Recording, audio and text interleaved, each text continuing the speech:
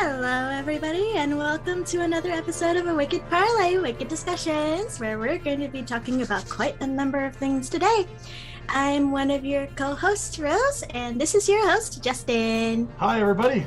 All right, welcome to this extra special Otherworldly episode of a Wicked Discussion, brought to you by a Wicked Parley. Anyways, so before we get right into the fun of it all, I just want to give a little bit of reminders about everything.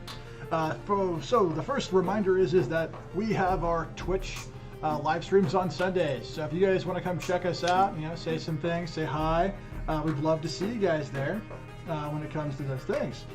If it comes to any extra information regarding future episodes, such as our question of the day, please send emails with any questions you may have, and please participate. I think we've been putting out how many questions we got so far, Rose?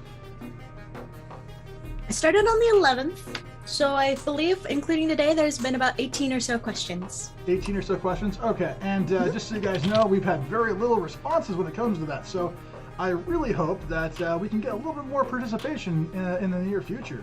So hopefully you'll have something to say, and if not, then no worries.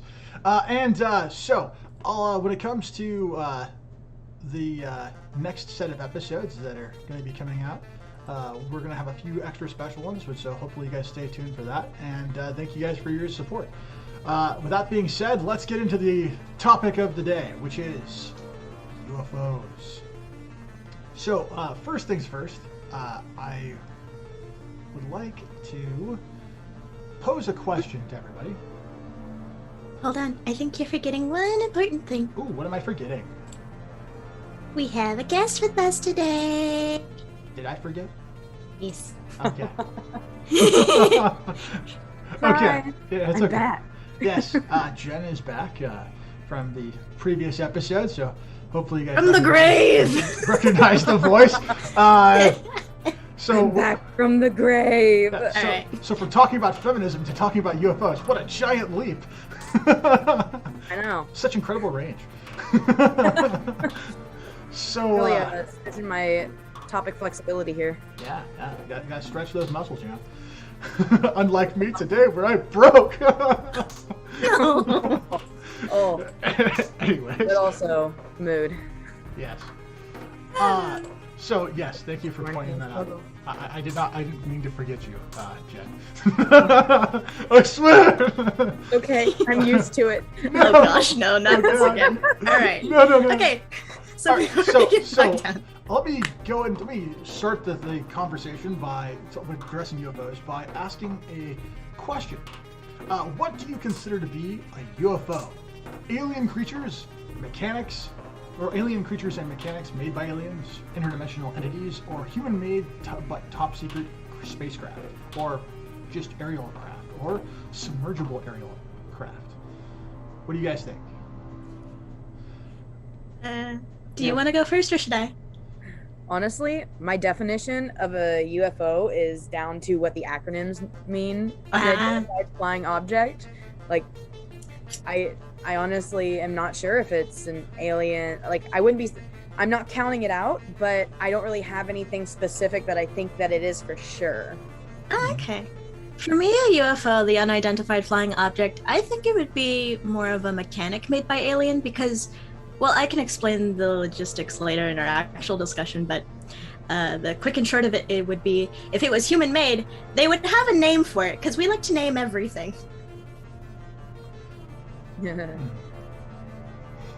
Hello, host. Totally understand.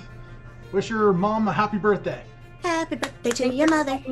Thanks for stopping by in the time that you did. Yeah. Yeah. Much appreciated. Maybe But we'll yeah, check it that's out my later. quick answer. Yeah, maybe. These are recorded, so. Yeah.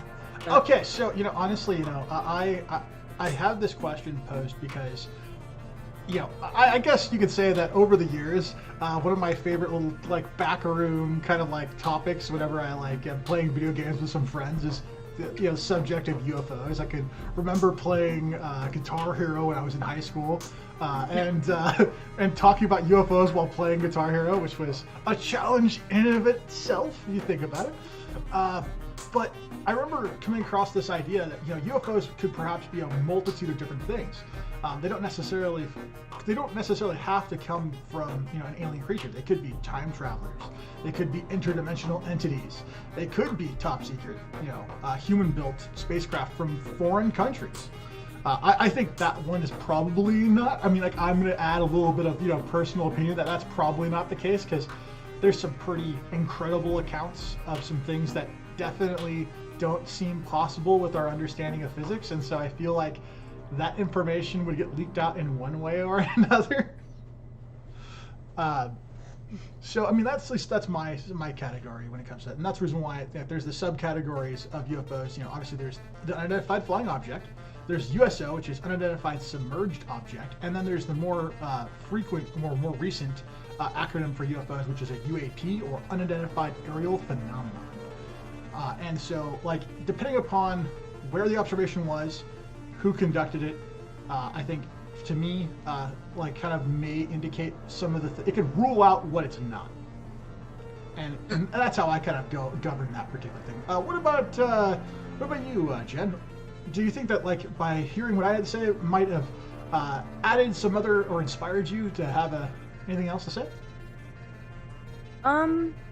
Well, it just kind of made me think of, I definitely, you kind of hit some good points in terms of, like, there are a multitude of things that it could be, and it just kind of made me think of, like, certain other, I guess you could say,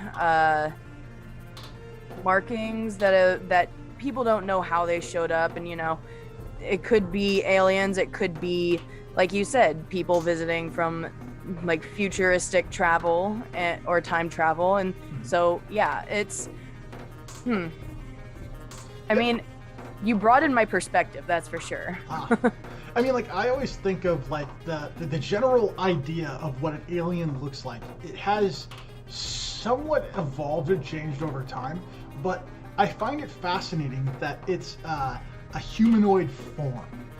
That it has digits, that it has legs and arms, and it has a head with eyes. And I think the things that are very distinct and different than humans are very interesting, because it's almost like if whatever people are describing is if it says, say it's not real, say it's like it's a hallucination, hypothetically, let's just put that forth, right? Then it highlights the parts of the human anatomy that people find the most fearful. And it seems like beings that are extraordinarily short or extraordinarily tall with large dark eyes seem to be something that inspires fear in a person. And I wonder, could that be an element, or is it just kind of me reading into the room? Speaking of the picture that just showed up. I know, right? The timing that this randomized slideshow has. Mm-hmm. Oh, it just makes me question, like, how many acronyms we have, and I'm just like, can't you just put it into one thing? I can barely remember acronyms in my own field. Come on. Yeah. Is it weird? How many do you gotta make? Is it weird that I easily can remember them because, like, they're just so like extraordinary? Like, it's like something that's unreal and so extraordinary is the thing that I latch onto, and, like, I remember that. Like, could I know the exact acronym for certain mental disorders, even though I'm training to be a therapist? I don't know them all right now, but I almost know, I think, everything for UFOs. It just goes to show, like, how far your interest for this topic goes, to be honest. Yeah, I'm a bit of a But yeah, I can see why I'd like. And the ease of remembering acronyms, which I'm jealous of. But yeah, I can definitely see why, like, it could cover a bunch of umbrella terms, because it's like, if we don't have a name for it, just put it under the list to look into later. I mean, honestly, like, just yeet it into that folder. Humans love to label things. Like, it is the thing that we really like to do the most. It's like, we can pack a bond and label, like, practically anything. Yeah. All right. Well, now that we've kind of moved on, is there anything about this particular question that you guys would like to say? And this goes out to you in the chat as well. And if you guys are catching the episode later, then feel free to shoot us an email with a response to any of the questions that we discuss, because I know it can sometimes be difficult to, convey thoughts on this, and I'd love to hear your guys' feedback. So, is there? The only quick, about crop circles. Oh, hey, I remember circles. those. Yeah, we talked about those in the last time we talked about in aliens. the conspiracy episode. Yeah, episode 4. So what about crop circles? Does it have your interest? Well, I guess my interest is where do they come from? Like, people always think that crop circles are something that aliens leave behind when they land and things like that. Like, the fun things. I've seen a lot of reports of various crop circles over the years. I know that there was a group of gentlemen in England who created fake crop circles that were caught, and they then after they were caught, they demonstrated how they did it.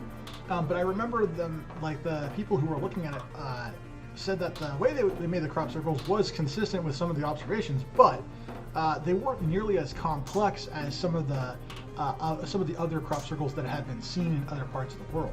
So, crop circles very well might be faked often throughout the world, but there might be some examples of some not fake ones, particularly some of the more extraordinarily overly elaborate ones that seem to be far beyond our current capabilities. At least seen.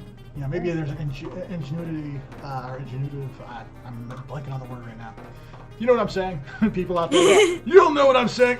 Someone who's smart enough to be able to figure out how to do it in a complex way. That's fair. Yeah, some of the some crop circle designs are, they're able to be recreated by human means, but there are some that it's like the intricacy of the design leaves some curiosity to linger in the mind. Yeah, I've seen some really interesting ones. I think my favorite crop circle that I ever saw was this. I would call it a geodesic or geo. I forgot what the exact term is called, but it was like a perfect. It was a series of circles that were creating a spiral effect that created an almost invisible spherical object, like if you zoomed way out. So it was like a series of small circles that eventually became a perfect sphere that you could see only at a certain distance. And to be able to do it in a single night by even 1,000 people would be very, very impractical, and there should be lots of evidence to suggest that there's been that much foot traffic, and yet there wasn't. So it's that's a really weird one that I remember. But yeah, I mean, I can throw the picture up if people, want to see it at some point in the future. I can find it, track it down. Sure. All right. Okay, so I'm assuming you've completed your thoughts on this particular point, Jen. Yeah. Okay. What about you, Rose? It was just how many subcategories there are under the UFO umbrella term. I mean, honestly, there's a ton. I almost kind of suspect that the reasoning for having so many different acronyms might have been partially in part due to actual efforts to subvert public attention. Because if you look at the Freedom of Information Act, right, and you were to say, hey, I want everything regarding UFOs, and they bring you everything regarding UFOs, and you're like, this is not all here, but yet they call it something else in the reports. I don't know, UAP, then you're not going to get those reports because the Freedom of Information Act doesn't recognize UFOs as the same thing as UAP. So then you have to add the extra acronym. So there's a level of bureaucracy that's added to trying to find certain documents. And I think that probably plays a role. I think the other thing, I also think the other thing is that the science fiction writers are really great at coming up with very compelling stories. And along with compelling stories are compelling descriptions of things. And I think the mythology sometimes gets mixed with the reality of some of these things, and I think that could also add to the why there's such an extra subcategory. Because if you ask anybody, I think there's okay, if you found a UFO that was underwater and they call it a submerged object, and then you find a UFO that's in the sky. Then calling it an unidentified aerial phenomenon kind of makes sense. And then if you call a UFO in space a UFO or whatever, right? Then those are three distinct categories that dictate the fact that there's an unidentified object and then it's telling you its location. So that makes sense. But the extra stuff that exists doesn't really help in my mind. I think it adds confusion. That's where I kind of like lean on my previous idea. Get it. Alright. Yeah, I can see that. Okay, well, I'm assuming we're good with this, with the intro question. So let's get on to the actual meat and potatoes. Question 1. All right. So question 1 reads, UFOs have been featured prominently in portraits dating back to antiquity. Considering how long UFOs have been portrayed, how far back do you believe these mysterious phenomena have played a part in human history? And let's start with Rose. Oh no. Yeah, put you on the spot. No! I remember hearing that they had depictions of flaming shields in some portrayals, and those were like back way in the past, like some type of war. I forget which one off the top of my head though. Yeah, there are ancient accounts of flaming shields following certain armies in the battle. If you think about Ezekiel and his chariot of fire in the Bible, it could be interpreted as a UFO, depending upon how loose you want to go. And I heard that claim in a most unrealistic way. I'm not sure if you guys are familiar with the Ancient Aliens program on the History Channel, which is, in my particular opinion, is kind of ridiculous. It's a program that is put forth by a series of theorists that are, let's say, a lot not really credible at all. Not really credible at all. That I have the idea that ancient aliens or ancient alien astronauts came to the Earth and interacted with early humans and were thought to be gods. And that these particular entities or portrayals explain certain religions around the world and why there are certain common themes. They also superimpose the idea that certain aspects of human culture seem to be guided in a very specific way towards technological advancement. But to me, and I'm going to say this like in the most non-biased way possible, I honestly find most of the claims that are made laughable. And I say that only because if you listen to what they say through the lens of practical experience, and then you just like think it over what they're really trying to say, they're trying to get you to believe that a necklace that features an insect is really a spaceship. and I think that's quite the leap. You know what I'm saying? Like just because something has an aerodynamic shape doesn't mean it's a spaceship. It just means that in nature has proven that this shape means that things can fly. And so when a culture observes an organism and copies that shape, it shouldn't surprise you that their imitation of something that can fly also can fly. Will fly. It's like, so yeah, right. I want that to be said before like we go, because I don't want anyone to think I'm some ancient alien like theorist as well, because I could play the part, I am definitely not. All right. Well, to answer your question, I think just UFOs as a concept probably has existed as long as, well, humans could think in order to explain things, but as a part of being a part of human history, they probably use it to explain things they couldn't at the time, you know, like superstitions or explaining things like that's, or explaining things through like spirits, ghosts, godly powers. UFO's probably just another excuse. It could be. Fair assessment. And Jen, what do you think about this particular question?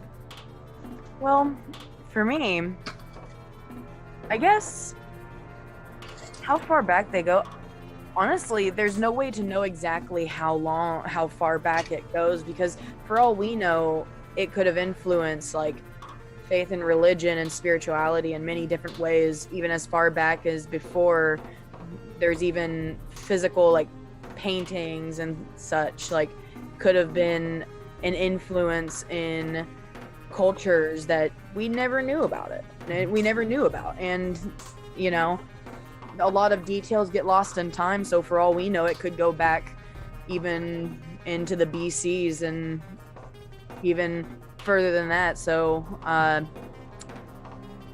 think the concept of UFOs goes back a lot farther than we give it credit for, especially as, you know, as someone else wisely put it, it could also be a way to explain phenomenon or things that happen that, you know, there's really no explanation for it, because I mean, even now there are things that we can't explain. Okay. So I can only imagine how many things couldn't be explained back in the day too. Aliens. No wonder E.T. was so popular. E.T.? Oh god.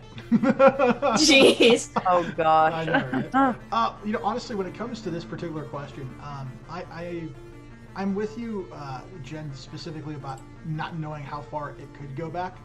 I am aware of cave paintings that date back to more than 40,000 years that show imagery that shouldn't exist at that time. Like there are blocky shaped humanoid figures with exaggerated features that absolutely look unworldly. Could they be spirits? Could they be, you know, someone's imagination gone awry with some warrior? Perhaps. But it's definitely odd. Also, the thing that's also really odd about it is that they have a shield-looking object with what looks to be something emanating from the bottom of it, with a humanoid figure in whatever's being emanated in the cave art that's 40,000 years old. And so, like, as a concept, I find that to be a very alarming coincidence. And if you think back to other examples, there's the Native Americans of the Southwest that also have you know, cave and you know, some sort of you know, inscriptions on the sides of some structures that also show some very weird things. And then there's of course the portraits and paintings of the Renaissance period that show, you know, some really weird things. Like there's a painting that illustrates a city in Germany that has a series of spheres and cylinders that are engaged in apparently some sort of fight in the sky. And I mean, I would definitely ask the question, what in the 15th century could have been flying in the sky that could look like that? Fair. So, like, I think that, like, the subject, at least when it comes to history, does seem to have some elements of mystery involving ancient humans. But to what degree and to what they are, without being able to talk to those humans or have writings that discuss it, it's hard to really, you know, pin an actual date into it. So, so is there anything you guys like to add? No, not on this question. No. And the chat want to send in any questions, or is there anything there? All right, let's move on to question 2. Boom. All right, question 2. If you were to come across an alien phenomena, where do you believe they may have come from? If you want me to be memey about it, from space. I was gonna say space. That's if you want me to be memey about it. Well, how about this, Jen? Why don't you go first? I mean, I would think they came from space. They came from space. All right. Okay. Beyond the Earth's atmosphere. Beyond the Earth's atmosphere. Okay, so an alien phenomena for you has to come from space and beyond our biosphere, effectively, right? It's got to be something outside our biosphere. Yeah. All right. Yeah, honestly, because like the whole alien itself kind of makes you think outside of the Earth's off Earth, off Terra. Okay. All right. Okay. Fair enough. Fair enough. Rose, what's your thoughts on question 2? If we're going with the more common definition of the term alien, where it's, you know, foreign, the first thought is from like space, don't know how far. It could be like next planet, it could be next galaxy, it could be 1,000 galaxies away. Okay. But however, we do use the term alien for like other things, like in the past for immigrants, I believe. Yes. So it could honestly, some of them could be right under our noses, just in a place we haven't explored. Granted, we do a lot of exploration, so not quite sure how true that would be. I question that on the grounds that the ocean comprises more than 70% of the Earth's surface, and yet we have just discovered, what is it, like less than 10%? We know more about so it's space like, than we know do more about about our own space. oceans. Yeah. Exactly, so it's like, heck, we could have some aliens, you know, in the seas. That's kind of a terrifying thought. Damn you, Aquaman! Damn you! No, I'm terrified because of Subnautica, thank you very much. Oh, dear God. You know, Kirby's an amoeba, so I wouldn't be surprised. Okay, we started on that fair. Kirby. Oh my God. I mean, Full honestly... disclosure, I am not the one who came up with that theory. Okay, that's fair. That's fair. Thank you, Matt. But I will use the joke as a meme. So when it comes to alien phenomena for me, like, I think it would depend. It would be a case-by-case situation. I think it would depend on what kind of interaction did I come across. Would my inclination be? I have a great UFO story that I actually saw a UFO, like that legitimate, actual UFO, and I definitely believe it was of a physical nature, and I believe that the UFO I saw probably was from an extraterrestrial origin. But I think most alien phenomena could be explained in a plethora of ways depending upon its circumstance. I think that, like, if something just kind of pops into somewhere where it doesn't seem like it came from anywhere, maybe it's time. Maybe it's an extra dimensional entity opening up a portal and coming into our space. Beam me up, Scotty. That's not Speaking of the beam. Not the same. Well, that's speaking of a beam. Yeah. Beam me up. So I mean, definitely when it comes to some of those things, it's entirely possible that, you know, that could be one of the explanations. I think there's a lot of different ways in which it could be looked. So it depends. That's what I would say. Okay. That's fair. All right. Is there anything else on this particular question? Or were we good? I'm good. I don't have anything else to share on this topic. Nah, it's just me and my imagination going wild on some Subnautica creatures. Like, for the love of God, Subnautica terrifies me. It's like exciting, but it's terrifying. And if there's time, I'll say the UFO story, or if there's not time, then it'll go on the Patreon. Yeah, sure. The plug. The plug. Shameless plugs. All right. I'm sorry. Hey.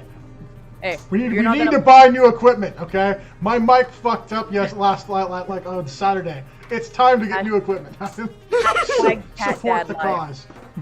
Huh? This is the cat dad life. Oh, dear God. Okay, all right. So let's go on and we'll move on to question 3. If you were to personally come into contact with a UFO, how would you go about proving to friends and family that this experience happened to you? How about you go first, since you're the one with an actual story? How dare you, Rose? Call me out. I dictate what goes. It's fine. You know what? It's fine. It's fine. How would I go about proving? I honestly, like, first of all, like, I challenge all things. In all honesty, I actually challenge all things. So when I first came across it, there was a professor at my college that I deeply respected and appreciate. And he has a background in astronomy, and I explained to him what happened to me, and he told me that my eyes could have been deceiving me. He was very clear that what I saw probably wasn't what I think I saw. But even with that being discouraged, I still will tell the story, wherever it seems to fit in this episode. But how would I go about proving it? Honestly, I like to leave people, I like to let people hear the story, make their mind up about it and come to their own conclusions. If they choose to believe me, then so be it. But I think you can't really sway a person. You can't force them to be in line with your thinking. You can just do your best at being as honest and forthright about it as possible, and it'll be up to them to decide if they believe you or not. Your credibility and integrity is intertwined in how you approach any circumstance or situation. If you're adversarial and if you are deceitful, then people aren't going to believe you, aren't going to trust you, and so you're not going to go anywhere. But if you are respectful, patient, and try to be as honest and forthright as possible, then I think the odds of you being believed go up. I'll give a snap to that. I'll give a snap to that. All right, and since my lovely co-host was decided, hey, put me on the spot. You're on the spot now. You go. Karma, fully expecting that. Thank you very much. Yeah, rubber band. So, if I were to personally come into contact with a UFO, to be honest, I think I'd be questioning my own self about whether or not this actually happened to me, or if it's my imagination. You've heard some of my dreams; they get a little crazy. Yeah, that's true. Yeah. So I first question myself as to whether this actually happened. Probably write it down, so that I don't miss any of my details. And then if people just ask me about the story, I'd tell them the story. And if they believe me or not, it's just like, it's my story. You can believe me or not. I don't particularly care. You wanted a story, you got a story. Thank you very much. I'm getting the same, tell a story and leave it to it and let them decide. Yeah, because it'd be kind of difficult with the amount of editing that can be done nowadays. Like, you can make a lot of stuff look real, and I'm just like, eh. Also, here's the other thing too. Human memory is notorious for being flawed. So I think, especially mine. I think writing it down is actually a really good idea, because it means that if your story starts to deviate, you can go back to it and go, this is what really happened to the best of my recollection at the earliest time that I recalled it. And so it stands the highest chance of being the most accurate. Even that, though, still, isn't saying too much, though. Yeah, fair. Well, so Jen, the person that's just been quietly sitting in the background, these two twiddling your fingers, throw mulling each other over under the bus. Hey, I'm whoa, just the... there's no bus. She straight up no, ran me over with the bus. She didn't shove me in front of. She was like, beep, beep, beep. Beep, beep, vroom. Beep, beep, mother trucker. Run over. Beep, beep. Just a bear sitting there with tire marks over his chest. Oh, all right, Yogi. Hey, Honestly, let's get another picnic basket. So, for me, if I were to come in contact with the UFO, I know, she said that, videos can be edited and all that, like the things you can do in video. But if I had my camera on me, I would probably try and record a video. That way I can like record it as I see it. And like, I can also verbally record what I'm like. I am the kind of person that talks through my thoughts. So as it's happening, I could like describe it so it's fresh in the moment. Mm-hmm. But I would also replicate the idea of writing down my thoughts afterwards, and so that way I have a record of it both in the moment and afterwards, because I'd also kind of question my own memory so about did that like, just happen, or was that a dream? Exactly. So like having the actual video evidence on my phone, even if it doesn't show the UFO, I could at least try. Imagine if aliens only contacted you through dreams. What type of like Ooh. crazy trip would that be? I think there was a Rick and Morty episode about that, actually. Like, you want to have the proof, and They you like- have the proof, but at the same time, it was a dream. Is that actually? Oh, it wasn't dreams, it was memories. Ah. Oh. If God. you know the episode I'm talking about, you know the episode I'm talking about. They latch onto your memories and everything. Wonderful. All right. Question everything, including your sanity. Let's keep on topic, though, if we can. Yeah. Okay. Yeah. So, is there anything else about this particular question that you'd like to add? Not at this time. Not this time. And Rose? Nah, just like thinking about the answer to the question I posed. It's like, how would you prove it if they did only visit you in dreams? It's like, God. I don't think you could prove it, to be honest with you. Pretty much. I think that like our level of like, I think our level of technology just isn't there. But maybe there in the future there'd be some way to detect frequencies of thought that allow us to almost watch a dream take place. Plot twist: we all develop superpowers. Jesus. No. Right. Let's keep it on top. All right. Well, that being said, if the chat has any questions or any comments, feel free to message us. And of course, once again, if you are watching this episode in the future people, go ahead and send your questions to our email at awickedparley@gmail.com. And we'd love to see your feedback. And if you'd like, we'll send you a response. Okay, so with that, I believe we are on question, was it number 4, I believe? Correct. Okay. What do you believe to be the intentions of entities who pilot UFOs? And we're going to go with Jen on this one. Well, I have 3 theories on what the intentions would be. Okay. 1, they could be just trying to find other beings in the universe that are of intelligent thinking or capable of holding conversation with them. So they might be looking for other creatures in the universe that can share knowledge with. There's also the, Independence Day style of invasion, but if they plan to invade Earth, I'm pretty sure given how many UFO how many on the topic we talked about how long they've been recorded, given how long they've been recorded, it would have happened by now. So that I'm leaning less towards the intention of like invasion, but also who knows, they might just be watching us as their own personal reality TV show.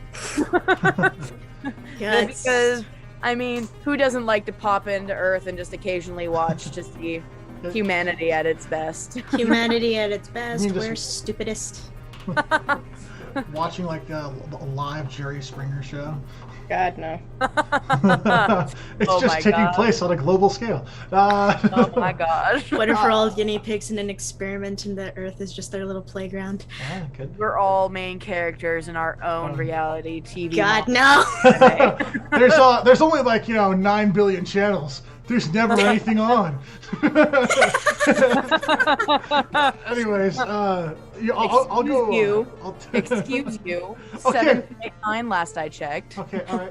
Yeah, you're counting humans only. Oh, I'll talk about other things. Oh, that Anyway. is The life of a dog. Yeah, life of a dog, life of elephants, life of dolphins, life of whales. Oh, that is true. Imagine the life of a giant sea squid.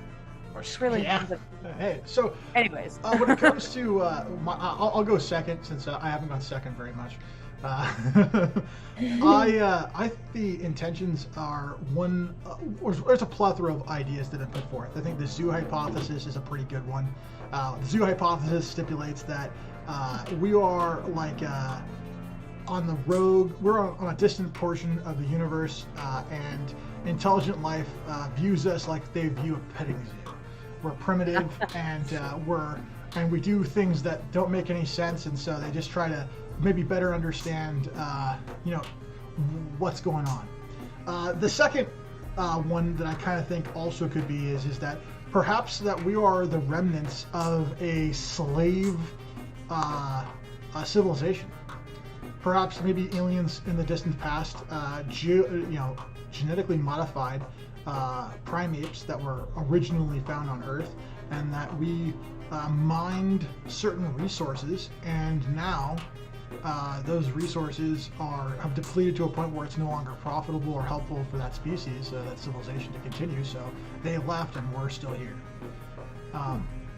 And so maybe the intentions were that we were just meant to be used and then discarded. And then the last intention is that I think that they're not even biological aliens, that they're an artificial intelligence that was sent out, maybe millions of years ago, and that the UFOs that are detected are just probes that are relaying information back to their home world for God knows what. So at least that's and that idea is the von Neumann probe idea, where supposedly in about 20,000 years you could have every star system populated by at least one AI-controlled artificial probe. So, yeah. Anyways, it's a self-replicating probes. Anyways, Rose, what are your thoughts on this question? The common one is that it's for observation. Another one that pops into mind is like a flyby. Like they just legit just fly by on their way to another location, and we just happen to see it because they just passed through. For a pit stop? Yeah, for a pit stop, you know. We're the giant straw in the middle of Wyoming or something like that. So it's like, one option could be a flyby. Another could be, mostly because on the chaotic side, they could just show up, see what amount of chaos they could cause just by appearing out of nowhere and dipping. And then seeing the chaos emerge, because we can get a little crazy. Okay, we can get a lot crazy. You enjoy chaos a little too much. Yes, I do. Yes, Controlled chaos. Controlled chaos is great. But, like, they could just absolutely, I could absolutely see some sassy ones pop in, cause a bit of chaos, and dip to watch the mayhem occur, because humans are a very weird species. Yeah, but Are you talking about yourself with that? I still think You don't think I'm weird? I said, why do you think I said that? Wow. Okay, we're not going there. We're keeping on topic. Okay. Let's Yeah, I stop know. trying to deviate.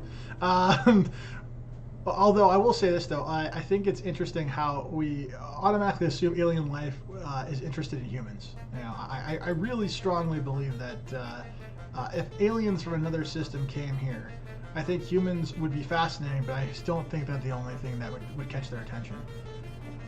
Probably the reason they keep dipping. Perhaps. Yeah. Anyways, It's so. like, all right, one observation, bye. So do you have anything else other than the dipping? The flyby? Sorry, that just made me think of UFO-shaped Dippin' Dots. All right. a delicious and scary snack. But other than potential observation, chaos dipping, or just flyby pit stop, I can't really think of anything else. God, it makes like Stopping by the Earth just sound to like a truck stop. Yeah, we could We're an be, intergalactic potentially. truck stop. The moon is the intergalactic truck stop. Oh dear God. All right, so with that being said, assuming there's no more questions in the comments, let's move on to question 5. Yeah. Now, before I go ahead and read this full question, I want this to be understood. The U.S. government did release information that said that there are unidentified flying objects. They did not say it was alien. They just confirmed that yes, there were unidentified flying objects that were captured by, technologies, and they have been recently released to the public as of I think last year. So, question 5 reads: how much does the U.S. government know about UFOs and their related technologies? And I will go first on this one. All right. Hey. So, first things first, I'm going to get the last bit of this particular question out of the way now. How much do they know about the UFO-related technologies? The answer is they don't know anything. The UFOs that were captured defy the laws of physics.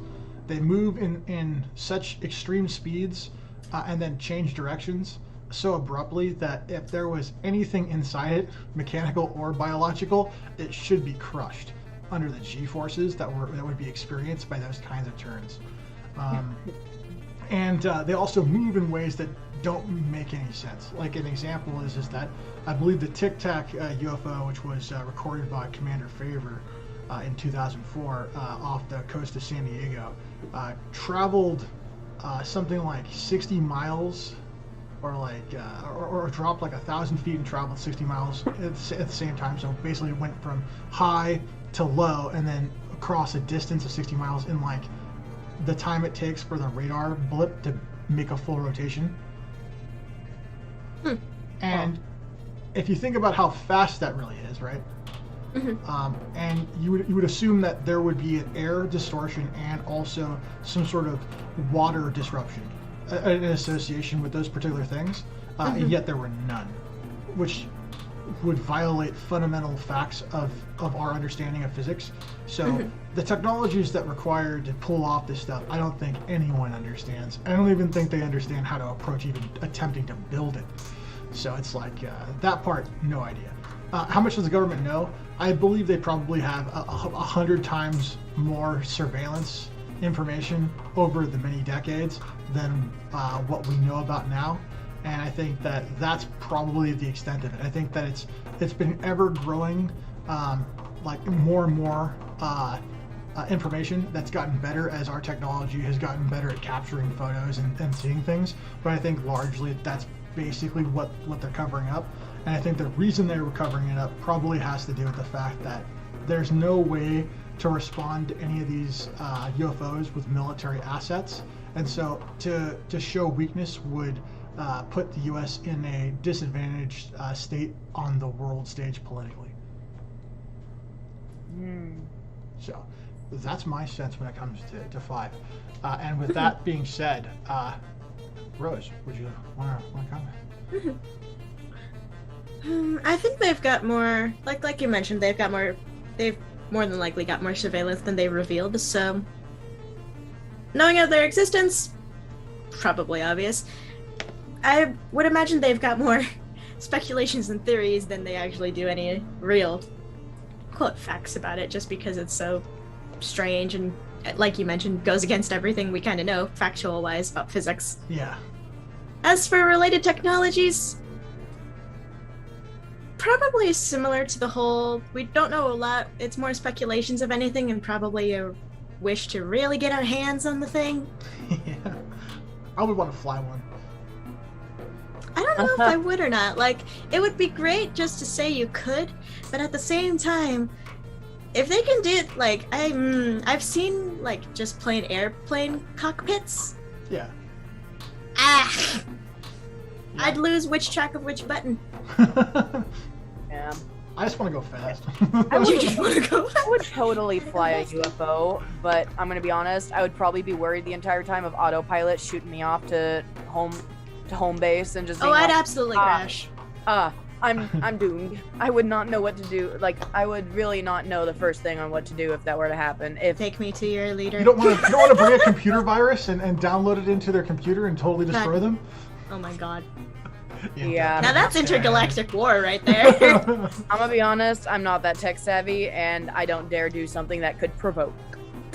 I know nothing. I dare not provoke. Please do not kill me. Yeah, I have people back home that I would want to keep safe. Well, I'll take a whack at the question then. All right, I'll whack at it. I think the U.S. government knows more, like, for sure, I think they know more than they let on, but not nearly, I don't think they actually have any clear, concise answers behind them. As Rose said, more theories than anything else. And, you know, at the end of the day, the U.S. the governments in general have a lot of information that they like to keep hush-hush for one reason or another, or it's just not really, like, it's not really relevant in some cases. Not in this case, but, like, there's just a lot of information, and, you know, it's kind of hard to make sense of any of it sometimes, even from like, from any point of view. So, at the end of the day, I agree with you, Justin, that, you know, I don't think they really know. They know more than they let on, but at the end of the day, they know nothing. I mean, we all know 0. They know 0.0001. 100%.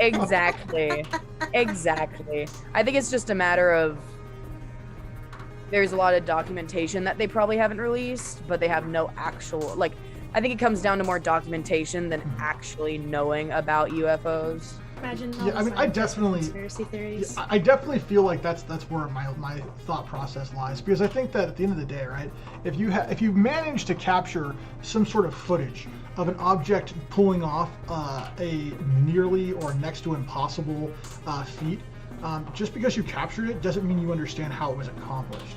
Like for instance, if someone were to be like in front of me and they decide, okay, I'm going to create a rocket, and I'm going to walk you through the step-by-step process of how I made that rocket. I am a moron. I would never be able to figure it out, even if you were like holding my hand through the entire thing. And I feel like something as complicated as being able to manipulate gravity or the effects of attraction on a body that seems to be extremely dense, like Earth. Well, not extremely dense, but dense. It requires an understanding of things that we don't understand, and so to me, it's like if anybody was like, "Hey, yeah, I can usurp gravity," then yeah, there would definitely be some kind of evidence to support that you could see in the private sector somewhere. Like it would bleed out in a little way that would be really obvious, and I just don't see it at all. That's fair. That is fair. Okay, so with that being said, let's assuming there's no one, do you have anyone else anything to add? Okay, then let's jump on to question 6. If we were to replicate alien technologies, how might that technology look? Big and clunky. Clarifying question: is this alien technology that we developed from scratch, or alien technology that we based off of technology that like got introduced to us? I would say that this is imagine, I'll set up the scenario. Let's say that we come across a UFO that for some reason crashed 1,000 years ago and got buried or whatever, right? And we discover it, we uncover it, we start to figure out how it works, but we use human components and parts to try to recreate the same things that this craft can do.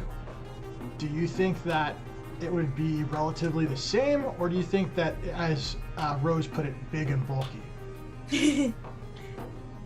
I mean, I think it would actually, I feel like it would actually kind of redefine technology on what technology is capable of. And I'm sure it would end up being big and clunky because, look at the computer. The computer, like, they didn't even think that laptops would be a thing, or smartphones, for example, are capable of doing things that big clunky computers 100 years ago were doing.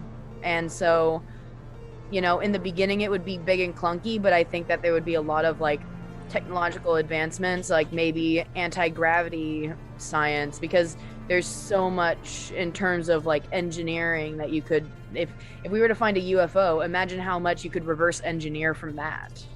See, and so like I have to say that, like, I think that your perspective is interesting, and I find myself like, I personally kind of like find it like I'm on either side of it. Like I think of the old Turner machines, the Turner machine, like the whole thing that broke the code for the Nazis, and that event that led to computers, and those computers were the size of buildings. Like they took up multiple floors in buildings, and then over time, slowly but surely, it got smaller and smaller until they were just a floor. Now then it was just a big ass machine, and then it started to get smaller and smaller and smaller. So. I think that, like, tiny tablets. So, like, in my mind, like, I feel like tablet? as our understanding of how the technology works, we'd probably find ways of making it smaller. And so I think the way to answer this question is all about is like, what's the time frame?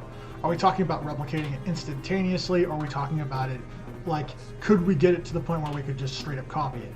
And I think that the answer to the straight copy depends upon the materials and the science involved in what it does. But if it's, let's just say hypothetically, let's make a hypothesis for a second. Mm-hmm. And I know that this is going to be well outside the realm of what we could prove, but let's just say hypothetically, all right, that it was possible to distort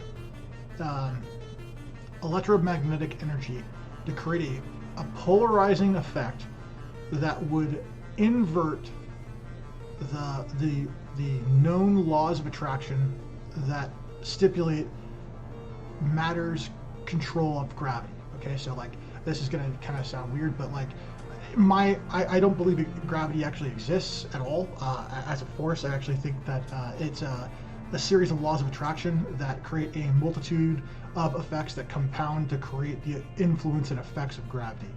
But let's say a device existed that could reverse or the polarization of those effects. So instead of causing them to be attracted together, it pushes them away instead, kind of like reverse magnets. And let's say that those materials were made of common elements you could find anywhere, but they were refined to a certain extent that allowed them to start to display this property. Then yes, I think it could be manufactured. However, if it uses exotic elements that aren't found in our solar system, which could also be equally likely, then the opportunity to replicate the technology, I think, doesn't exist at all. And I think that like we'd basically have to repair the downed craft and then go travel out and collect that exotic material to make our own. And I think that that's kind of impractical. That's assuming we can fix it. Yeah, exactly. And it makes that kind of assumption. So like in my mind, like there's two different ideas that could play a part, and both are extremely shaky ground, to say the least. And so I think that's kind of where it goes. Assuming we understand the physics that powers the technology. Because we don't even know how many elements they would have that we haven't, that are either only available to their planet or to their solar system and versus ours. So yeah, I mean it could be entirely the case that the material that exists is just like so high on the atomic weight that it's like, you know, in the 200s or something like that, where we don't even know on the periodic table where it is. But I would give this analogy. What would you think would happen if you dropped a nuclear reactor? If you gave ancient Egyptians a nuclear reactor, what do you think the outcome would be? That's the thing that I kind of like think of when I think of like a UFO being attempted to be backwards engineered. Like I think it's just ridiculous because there's so many things we don't understand, and we would have to make so many advancements and leaps in logic and in science that I think that it's too much ground to cover in the amount of time that the ideas for this have been put forth. I can see your point. Yeah. Humans are known for being full of surprises, though, so... That's true. We did travel... I definitely couldn't count it out. Yeah, we traveled to the moon in less than 70 years from the time we had flight. So, you know, less than 70 years from basically flying kites to traveling to the moon. It does show that humans have the capacity to do extraordinary things in very small amounts of time. But I think that might be the exception and not the rule. Yeah. But we also have to remember that when they traveled into space, they were starting from scratch. They weren't really working with pre-existing, like, engineering or pre-existing tech. Like, they used technology that existed, obviously, at the time to advance it, but, you know... Yeah, there was lots of travel there. It's not like they had a ship that had gone into space and they decided to reverse engineer that. They started from scratch. So, you know, if they can do that in 7 years after flight, you have to wonder how much they can accomplish if they had the actual, like, final product, I guess, in front of them. The sports car model. Pick it apart, put it back together. That Lamborghini. Oh, God. Well, this is just the Jupiter 9. Didn't you know? So super fast. You know, it can make you know, like a 4 or 5 light years in like 12 seconds. It's pretty good. It's pretty fast. God, imagine the marketing. All right, and Rose, what are your thoughts on this? Besides the original joking big and clunky, I think it would honestly start big and clunky, because if we want to just replicate the effects without replicating the shape, like I think getting the effects would probably be the goal first and foremost, to make sure you don't blow something up.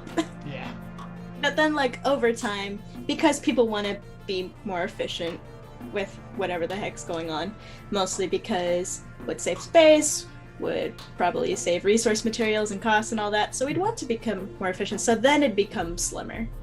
Yeah. Okay. I mean, so you'd say that Might take a couple centuries, but it gets slimmer. It gets smaller eventually. Okay. All right. Because that just reminds me of a capstone project that a friend of mine did. It was 2 years ago, but they made a thing that I believed used sound to hover a small piece of like paper or object and actually have it hover. No strings attached or anything, but like they had that, and it was like, I think it was within the size of an iPad mini, and I'm looking at it like, how the hell did you do that? That sounds pretty awesome, honestly. Yeah. It was my friend's capstone project, which unfortunately, I think it didn't go through, unfortunately, because of the demonetization virus. Oh, brutal. Shut down the showcasing. That sucks. Yeah. Well, He did get scouted, though, oh, well, that's good. by somebody who had seen the project. Silver lining. Yeah. So All right. So it looked clunky because it was a tiny thing, but imagining that on a bigger scale actually kind of terrifies me. So it was a tiny piece of paper. Imagine building that for like a human. That'd be cool. I want one. Shut up and take my money. I know, right? Exactly. So yeah, I think it'd start off big and bulky if we were even able to replicate it because we'd want the effects, but then over time have it become slimmer and slimmer. Okay. Yeah. All right. That'd be pretty cool what kind of technology we could come up with then. Yeah. People are artistic as hell sometimes. I've seen the fantasy like fan art, and like some of them are just gorgeous. There's a lot of ingenuity in human culture. Yeah. Humans are very good at doing things that would be unexpected and creative. So, I just want to say thank you very much, Jen, for being on the show again. Hopefully, we'll see you back in a future episode. And I think if there's nothing else more, I'll go with the outro question. Outro question is, if an alien organization contacted a strong government on Earth, how much do you think the knowledge of alien life would affect the way we conduct our lives? Any lasting thoughts? Oh, immensely. Immensely? I mean, people are already debating people are still torn on whether or not aliens exist or not. So having that actual confirmation is kind of like being told, it's kind of like arguing whether or not a unicorn exists, and suddenly, oh, there's a unicorn right in front of you. Like, It's like, try denying that when it's in front of 2 million people. yeah. So I think having the actual factual proof of aliens do exist would be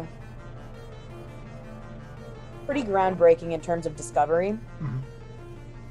But also, that would be under the assumption that the quote-unquote strong government on Earth were to release the information. Fair. We've already seen that they hide information about UFOs. What else are they hiding? Interesting. Interesting. Rose, is there anything you have to say about that? I would imagine it would differ depending on how they approached us too. Was it secretive? Was it out in the open? And if it was either of those, was it more threatening or was it more genial, you know? Yeah. Right.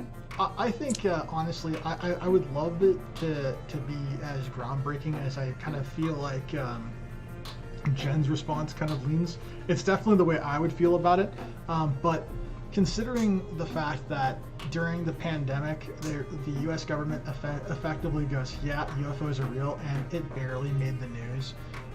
Kind of shows like the it's almost like so what kind of thing is the response I get from a lot of people when this kind of topic gets suggested. I think also like the giant squid, when it got proved to exist, also was kind of like, oh, for like a week or two, everyone was like, oh, this is amazing, this is so cool. And then it kind of became, oh, that's kind of interesting at the end of the year. And then it kind of became like, oh yeah, so you know giant squids exist, right? And then the other people were like, oh, okay. And then it kind of faded into the background as just another thing that's interesting that exists. I'd imagine it'd have a lot more impact if, it actually fully impacted us as a species. Yeah, I think the only way that, in my particular opinion, the only way it would actually affect our lives is if alien contact came with either something that added or subtracted from our culture in a significant way. So like, let's say aliens came and they brought with them some sort of medical technologies that allowed them to cure massive problems in human health and extend human life. Or maybe they came and like stole a whole bunch of us. Like I think those would be ways in which we'd be impacted in a big way. But if someone just like showed up and was like, hi, I'm the ambassador of Quagalon, you're like, cool, that's really cool. People talk about it, and then it'll just kind of go away because pretty soon other shit becomes more important than some random thing that exists in the universe. So like, but I'll be fair, I'm also a bit of a pessimist when it comes to this particular thing because I do not have a high belief in people. Like, I think at the end of the day, most people are good, but I also think that most people are only interested in what directly affects them. They're, to some extent, self-absorbed. And so that would be my reasoning for that. But, is there anything else that any of you guys like to add? Nope. All right. You covered exactly what you covered a good point with the, it also would depend on what kind of advancements, if any, would occur. So I think that's also pretty good. I think that's a pretty good point to make on that topic. I would like to leave the audience with this one last thing that was said by former President Ronald Reagan. He said, I occasionally think how quickly our differences worldwide would vanish if we were facing an alien threat from outside this world. I think that the idea that a person in power would say something like this and use it as a way to try to unite people is kind of an interesting thing, and it's the thing that I'd like to leave you guys all with and considering. UFOs, they're a fantastic subject. They're divisive at times. They are one of the great mysteries of the world today, and I look forward to hearing and seeing your guys' feedback in the future. Is there anything else you'd like to say, Rose? We're gonna go ahead and see you guys Saturday, and we hope today was fun. All right, well then, we'll see you guys all in the next one. Have a good night, everybody.